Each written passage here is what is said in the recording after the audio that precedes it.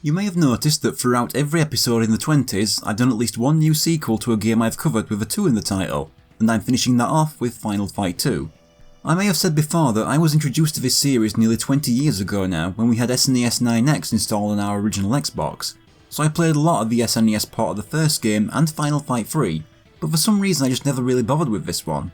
I couldn't tell you why, but I only tried it out once or twice, but this makes this game almost an entirely new experience for me. After Cody, Guy and Haga took down the Mad Gear Gang in the first game, Metro City slowly returned to normal. Cody and Jessica went on a holiday and the last time we will ever see those two be happy together. Guy also returned to his training. Haga returned to his duties as mayor, but behind the scenes the Mad Gear Gang was reforming. Their first act was kidnapping Guy's fiancée Rina and her father and Guy's master Genryusai. Rina's sister Maki calls Haga begging for help. They're heading for Hong Kong and she's going after them. Haga decides to help and some bloke who's been slumming on his sofa decides to tag along too. The excitement for crushing more skulls sets Haga's eyes on fire.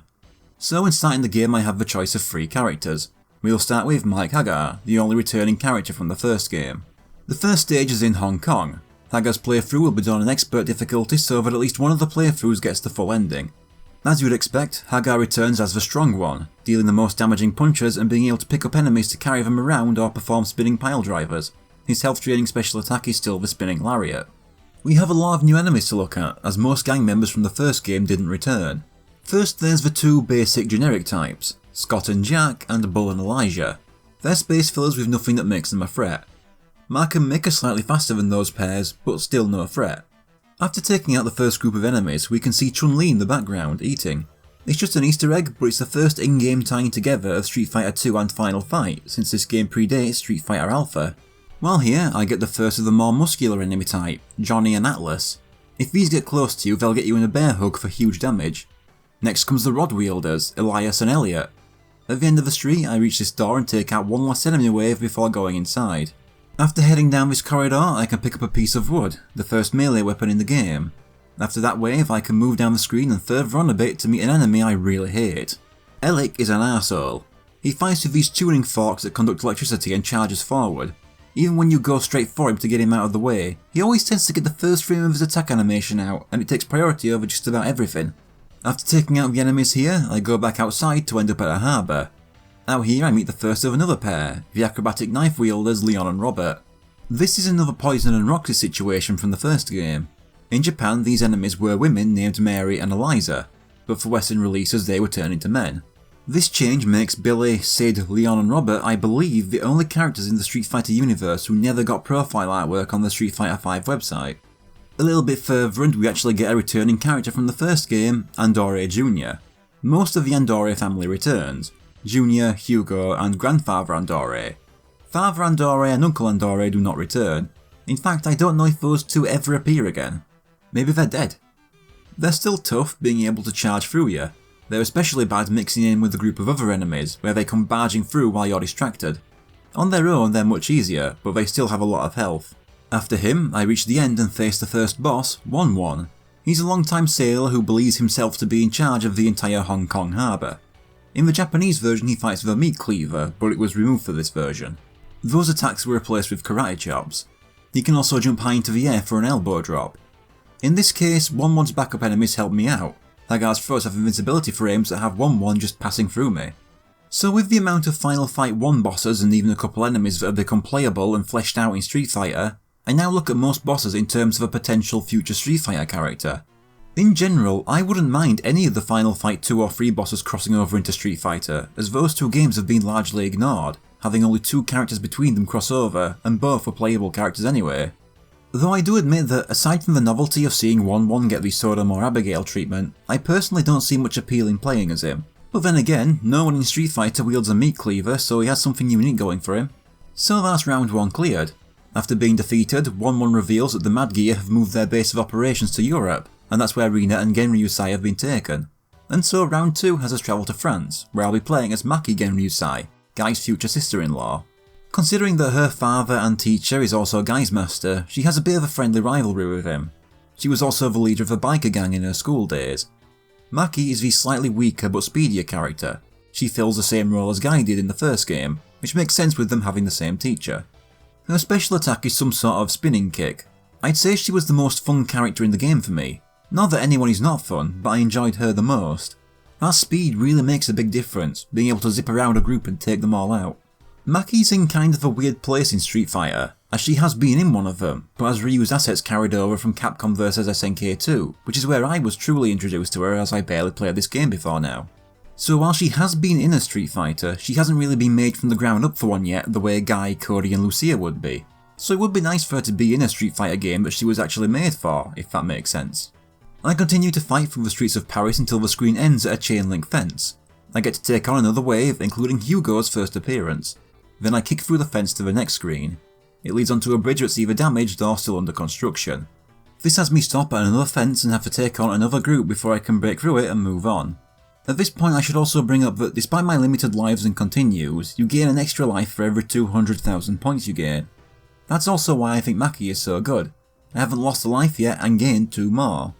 Although the fact that my first playthrough was on expert difficulty and the other 2 were on normal did kind of leave me at a slightly higher skill level compared to the difficulty than I normally would be. After the second fence we get to see the sky darken as time passes. At the third fence I have to deal with 2 Elix and Grandfather Andore at the same time, which is a tough combination.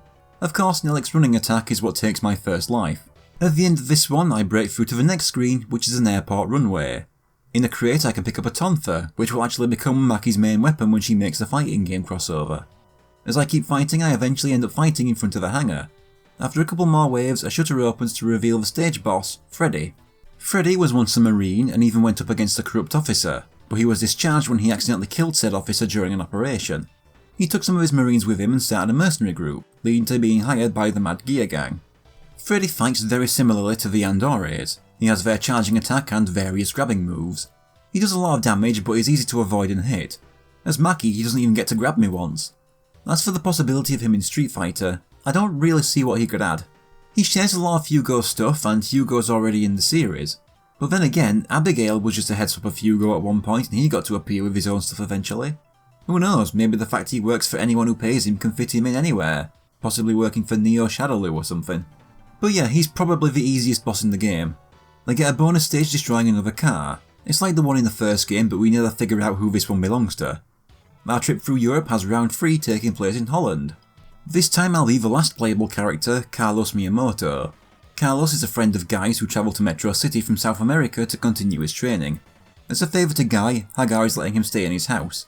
So yeah, he's basically just mooching off of his friend's friend.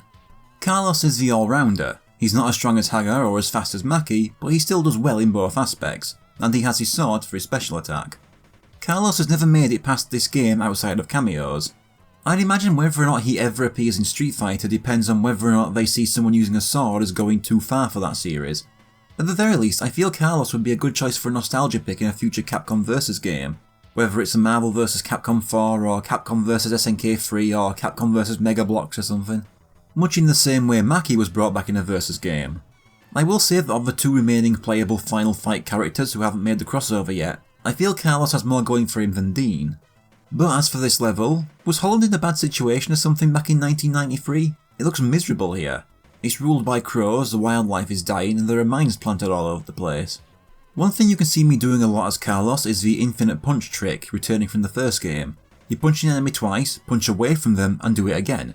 You repeat the combo and keep the enemy stunned without performing the combo finisher. I'm not so good that I can do it all the time, but it does come in handy. Though when an Elix kills me, you can tell I'm not quite as good with Carlos as I was with Maki, having less lives left. Eventually I reach the entrance for this building for Hugo to come out and cheap shot me. I enter the building and fight through it to find a lift to the next floor. I fight through more of them to the end of the building and to the next screen, which is back outside. There are a lot of destroyed houses around here, and of all people I lose my next life to Mick, but I gain it back seconds later. A couple more waves and I jump down into an open sewer. Down here I get Joe, a red pallet swap of Elliot who throws Molotov cocktails onto the floor, usually taking themselves out. After this is the third boss, Bracken. Bracken has the mentality of a child and loves playing with toys, his best friend being his stuffed bear. He's not a bad person and has been tricked into working for Mad Gear. He was bribed with the promise of more toys and then locked in this cell because he couldn't be controlled. He's only fighting us because we were there when he broke out and got caught in his rage. Usually he's said to be very gentle. Bracken is very powerful and deals massive damage with his attacks. He also has some throws and a powerful jumping kick. While I was playing this game and thinking of Bracken as a possible Street Fighter character, I realised the redesigned Abigail from Street Fighter V is very similar to him. He has the over-the-top, top-heavy body shape and the simple mind and obsession, but Abigail has cars instead of toys and lacks of a gentle personality. Kind of interesting that they redesigned Abigail to be what Bracken pretty much already was. Personally, had I not seen the new Abigail and had to choose between the original Final Fight 1 Abigail and Bracken to get reintroduced for Street Fighter V, I would have chosen Bracken, no contest. He's the toughest boss so far, and I lost one life and very nearly died again before finishing him. I'll stick with Carlos for round 4 in some train yard in England. One thing I picked up on right away is the strange way Carlos swings his weapons. He just gently holds it out. No one's going to get hurt by that.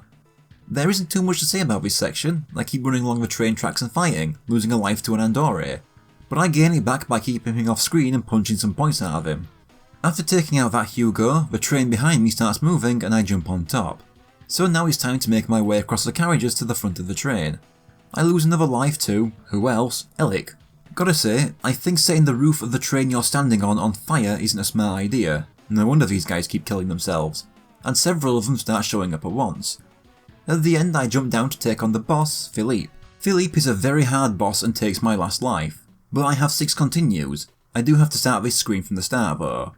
Philippe fights with a cane and when too close he can grab you and cave your head in a lot for some huge damage. And he can follow up with another before you can react. He's the ringmaster of a travelling circus, which is actually a front for a drugs and weapons smuggling operation. This is what got him working for the new Mad Gear, smuggling for them.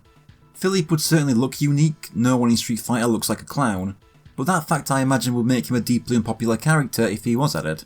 People tend to get angry over characters that look or act a little silly. If people hated Fong, I'd bet people would hate Philippe. I wouldn't mind him, but I also think Falk kind of has a lot of what I'd expect from him. Then again, Falk didn't exactly set the world on fire, so I can't imagine that much pushback if she's replaced with another stick fighter. In the end, I abused my special move to finish him off. Round 4 is followed by a second bonus game, walking along the road breaking barrels and trying to avoid setting myself on fire. Back to Maki and we've arrived in Italy for round 5. Thanks to the colouring of the water, it looks like the sewers have taken control of the city. I know, it's just the lighting from the time of day. And I once again head right a little, taking out more enemies until I reach a wall. Once I take out the enemies against the wall, I can jump down into a boat. I take out another group, break open the door and go through. There are still some passengers on here watching the brawl, even clapping me on and taking pictures. It's another couple waves until I reach another door and get another Andore taking me on. He crushes Maki to death under his arse, but I still have 4 lives and all my continues in this playthrough. Gotta say, there is no satisfaction quite like trapping 2 Eliks at once with the infinite punch trick. I break through another door and jump onto a drawbridge and keep going. I next show up in a lift, slowly moving up while more enemies drop in. It's your standard lift fight that goes on for a little bit until it stops and I go through the door to meet the boss, Rolento. Rolento is the only Mad Gear boss from the first game to stick around. Since this game was made only for the Super Nintendo back then, and Rolento was cut from the first game's Super Nintendo port, I assume putting him here so Super Nintendo owners can actually fight him was a form of apology. He has some sort of super speed and runs around the screen a lot, jumping onto the fence in the back and flipping around. He can be hard to hit and he doesn't let you combo him often, so when you do get him in one, milk it with that punch trick for all the damage you can. Though his baton attacks are still quick and powerful, so he does kill me. Knock him down near a wall and he can do flip kicks off it. He can throw you up close and sometimes grab you in another as you're getting up. Once his life bar starts to visibly drain, he'll also start throwing grenades around the screen, so you have to deal with that. So you've got to avoid that while still getting close enough to hit him. In the end, Maki lost 3 lives fighting him. When it comes to the hardest boss in the game, I feel you can make a case for either Philippe or Rolento. Both of them can ruin playthroughs if you're unlucky. Rolento reveals that this European tour was a distraction and that the new Mad Gear leader has taken Rina and Genryu's side to Japan. And back to Haga and expert difficulty for round 6 in Japan. We start off in a bamboo garden where it's raining and there's mines in the floor again. At this point on this difficulty, most enemies take an obscene amount of hits to kill. I've also used up many lives and continues. To be fair, I wasn't expecting to even make it this far on not just my first attempt at this difficulty, but my first ever attempt at a full playthrough. Of course, starting with no extra lives means I don't get that far and use up my last continue, so I have to make these last 5 lives count. But using continues doesn't take away points, so I'm able to very quickly give myself a 6th life. One thing I resorted to doing a lot, especially facing lone Andores, was constant pile drivers, trying to squeeze out every last extra point I can in the hopes of getting just 1 more life. After taking out that Andore, I go through the gate, and an Elec kills me in seconds. I normally don't have a designated punching bag in fighting games, the idea sounds kind of sad really, but I think I'd make an exception if Elec somehow ended up in a Street Fighter game. Eventually I reach the end of this wall and the path turns upwards. I lose another life as soon as I reach it though. I make my way up where the path starts going right again and I lose another life, but I gain one back just in time for a Leon to jump kick it out of me. After a bit the path starts turning downwards. Down here I get the first instance of having to fight 2 Andores at once, and after the path turns right I lose another life. Taking down another wave has me enter the door behind me. The first team of Elliot and Elias take my last extra life. I have to face a few pairs of these followed by a trio of Johnnies and Atlas, but I once again gained another life. These lot take it though. But guess what brings me down in the end? A pair of Elecs zap away my health and a Scott of all things deals the final blow. Game over, got to start again. So I make it back to this screen with 2 lives and 3 continues, though I lose one of those continues to the Johnny trio. On defeating the Elecs I've lost a life but gained it back through points. I reach the end of the room and take on a massive wave that takes away that new life. When it's done I go up the stairs. The Robs return and, okay, this place is definitely a horrible one to be throwing fire around. Plus it kills me when one throws one at me while I'm throwing so I can't do anything. I just keep fighting my way forward, losing another life, getting increasingly dickish enemy waves. But as I reach the end of the room and about to lose another life, I get a much appreciated full heal. I have to fight 2 Andores and an Atlas together, regaining another life through points. These 3 were the final challenge before I meet the new boss of the Mad Gear gang, Retu. He has Genryusai and Rina tied up from the ceiling. Retu was part of the original Mad Gear and helped rebuild it after we sent Belga out a window to his death. His motivation is revenge for Belga's death and the collapse of the original gang. Retu is tough, having his own spinning kick move as a powerful counter to most things, and of course there's his absurd health. I last quite a while and make his health bar change between many colours, but with just 3 lives he finishes me.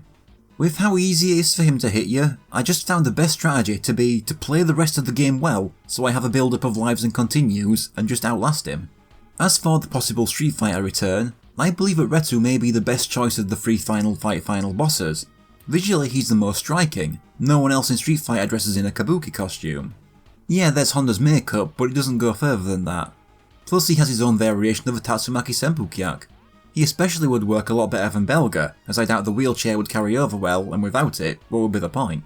Now, it has been a long time since I've played Final Fight 3 and never reached the end back then anyway, so I'm only comparing him to Black based on visuals. I'm not going to make any judgments on possible movesets. But yeah, Retu is my favoured pick out of the remaining Final Fight 2 characters to make it over to Street Fighter, even over Carlos. So let's wrap this up.